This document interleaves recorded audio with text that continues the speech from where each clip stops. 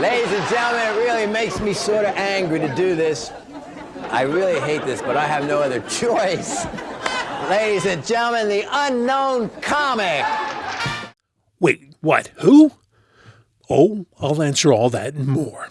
You see, one of the most famous faces in 1970s television didn't even have a face, just a paper bag. Today we're diving into the bizarre, hilarious, and surprisingly inspiring story of the unknown comic, the guy who gained popularity by being anonymous.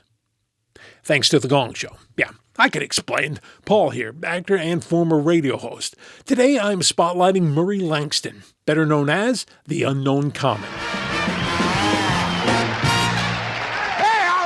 Looking crowd we got here tonight. Okay, I am the unknown comic, and comedy is my bag.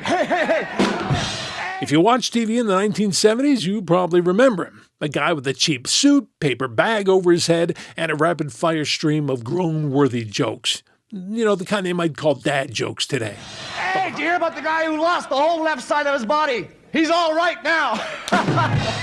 But behind that bag was a Canadian kid who hustled his way through Hollywood, reinvented himself, and left a lasting mark on comedy. I love to freak people out, too, especially waitresses in restaurants. And you can freak them out, too, you know, like they're always saying, "Is everything all right?" I just say, "No, I have this rash on my thigh."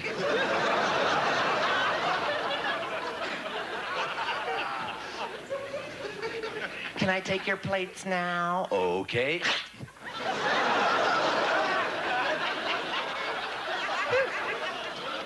But weird things happen to me in restaurants. Like the other morning, I was having breakfast at Denny's, right? I asked for number 1. The waiter came over and peed on me.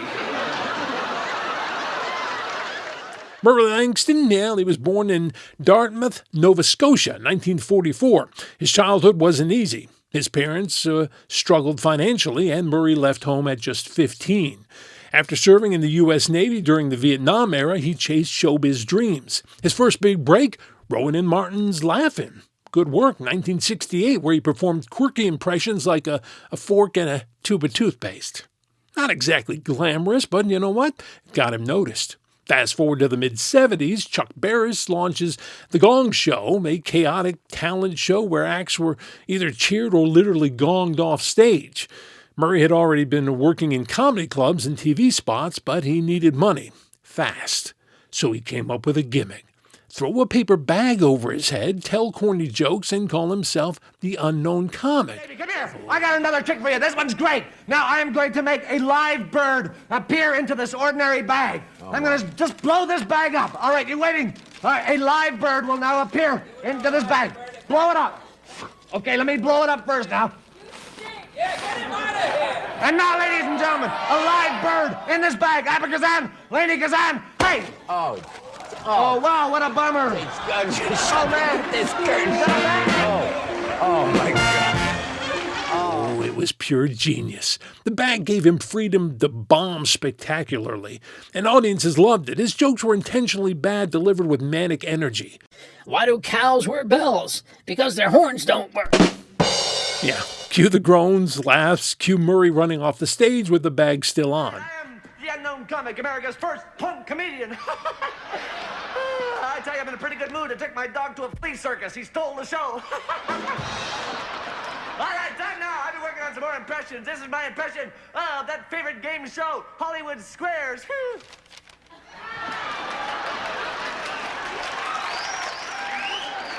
The shtick became iconic. He wasn't just another contestant, he became a recurring character on The Gong Show, embodying the show's mix of absurdity and satire.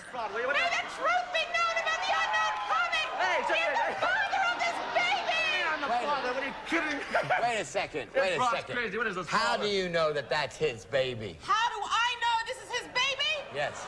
The kid looks exactly like him! Oh, well, that's different. It's your problem now! That's different. But Murray Langston wasn't just a gimmick. No, he wrote for TV, appeared on Sonny and Cher. He also appeared in comedy clubs in Los Angeles and mentored younger comics. The bag gave him fame, but it also kind of boxed him in. Audience expected the groaner jokes, even when he wanted to do more sophisticated material. Still, Murray leaned into it, turning the character into a brand. He He even released comedy albums and made guest appearances well into the 1980s and 1990s. Today, Murray Langston is 81 years old, still performing occasionally and still remembered as the guy who proved that you don't need a fancy costume or even a visible face to make people laugh. The unknown comic remains a symbol of the Gong Show's weird charm, silly, fearless, and unforgettable. So next time you see a paper bag, remember, it's not just for groceries, it's for comedy history. Murray Langston, the unknown comic, bagged himself a place in pop culture forever. What'd you think of him? He was one of those guys that you either loved his act or hated it. Well, maybe something in between. If you enjoyed this trip down TV nostalgia, hit like, subscribe, and drop your favorite Gong Show memory in the comments. Maybe next time I'll tackle Gene the Dancing Machine. Remember him? Yeah. Oh, and remember, sometimes the worst jokes make the best legends. Maybe there's still hope for me.